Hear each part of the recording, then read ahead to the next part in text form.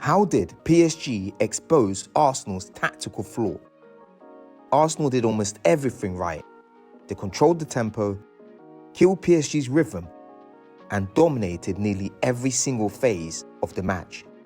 But yet, by full time, out of the Champions League. So how do you lose a game when your system works? Simple. You forget one zone, one runner, and one single phase detail. Let's break down the second leg of PSG versus Arsenal and explain how Luis Enrique's side survived the tactical siege and still went through. The play of how we play football, I think it's nice. From the first whistle, Arsenal showed they came to control the game with and without the ball. When PSG entered their build-up phase, Arteta set his team in a compact 4-1-4-1 shape. Partey held a single pivot role, anchoring the space behind the lines, with Odegaard and Rice positioned to screen PSG's double pivot. The goal was clear. Remove Ruiz and Vitinha from the game. PSG's interior lanes were shut down instantly. This was spatial denial. Enrique's backline had no vertical options, and PSG were already forced to go long. For the first 20 minutes, it became a pattern. Donnarumma holding possession, no pass available, launch it long.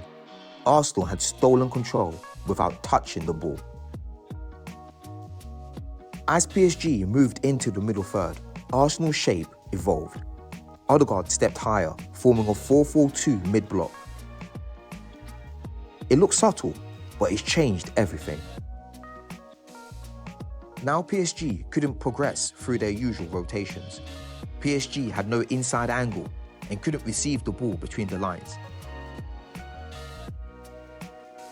In Arsenal's build-up phase, they built with a 3-2 structure. Timber inverted from right back into midfield. That gave Arsenal 3-2 against PSG's central pair, and it stretched the pitch vertically. And PSG's midfield couldn't press without exposing their centre. It was clean, composed, and high level. Enrique's midfield simply couldn't regain control.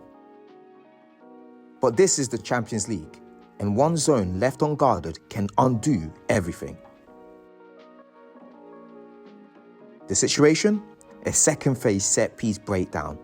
The initial setup was Arsenal's defensive shape. PSG went a left-sided free kick, sending numbers forward. Arsenal sets up in a hybrid zonal marking shape. 4 to 5 players zone marking key spaces inside the 6-yard box. 2 players man marking runners. The key issue, zone 14, is left unoccupied. No Arsenal players positioned to deal with a second ball or cutback. The tactical flaw here is Arteta's system overcommitting and leaving the central zones wide open where Ruiz was lurking.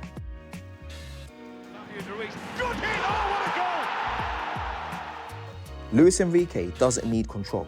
He needs positioning and patience. He left Ruiz out of the box purposely, waiting, and when Arsenal failed to reset, PSG punished the detail. So at half-time, Arsenal tactically, they looked superior. Structurally, they boxed PSG in. But Luis Enrique's side held their nerve, took their moment and walked off, leading 1-0. The second half began the same way the first ended. Arsenal controlling the ball, compact when out of possession, structured in the build-up. PSG sitting deeper than Enrique usually likes, but there was no panic, because Enrique's plan had already worked once. Let Arsenal control the zones, then wait for the gaps to appear. And that's exactly what happened next.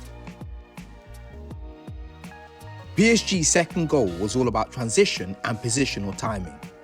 Arsenal's midfield line was disjointed. Rice had stepped into the final third, leaving Partey as the sole pivot in transition coverage. With Arsenal's backline narrow, uncoordinated, Hakimi recognised the inside lane vacated. He arrived late into zone 14, completely untracked. Rice hadn't recovered to protect zone 14. Partey was caught between stepping and shielding. He hesitated, and Hakimi punished it. But Arsenal didn't fold. 4 minutes later, they hit back. This was a classic example of second phase attacking moment created by pressure and positional occupation. Arsenal were chasing the game at 2-0 down and had committed numbers forward. The move started from the left flank, where they circulated quickly and Trossard isolated space and forced Marquinhos and PSG deeper. A cross was delivered into the box targeting the central zone, but PSG's defensive line was stretched. When the ball spilled loose, Saka reacted first. His movement was simple but decisive. A delayed run into the vacated zone, finishing from close range before PSG could reorganise. Saka will score and Arsenal get a goal back. Arsenal pushed hard. They kept the 3-2 shape and build-up. Odegaard tried to find gaps between the lines, but PSG adjusted their rest defence, compacted the centre and closed the edge of the box. Vitinha and Ruiz dropped deeper. The press was abandoned. The priority now was spatial denial. There was no panic, no rush, just layered defending. Arsenal were recycling into wide zones, out of ideas, but not out of effort.